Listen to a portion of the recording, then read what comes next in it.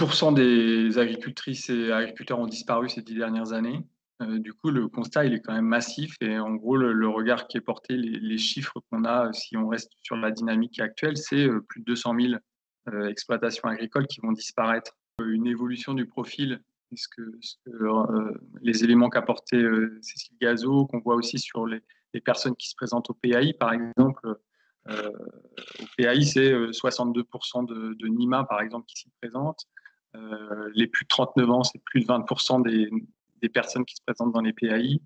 Les femmes aussi, qui est aussi, me semble-t-il, un enjeu sur comment on arrive à faciliter l'installation d'un certain nombre d'agricultrices. C'est plus de 36% des femmes qui se présentent au sein des PAI.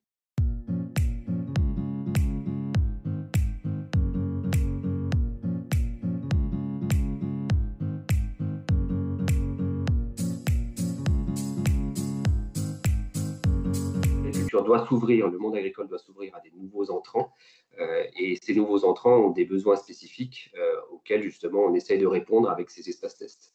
Donc c'est effectivement des outils qui sont adaptés notamment pour des personnes qui sont issues du monde agricole, Cécile en parlait tout à l'heure, pour des hors-cadres familiaux, mais aussi finalement pour des fils et filles d'agriculteurs qui ont, pour certains, eu des parcours qui ne sont absolument pas des parcours agricoles. Donc on a des gens qui en fait, pour certains, ont à choisir entre je me teste ou je m'installe avec la DJA.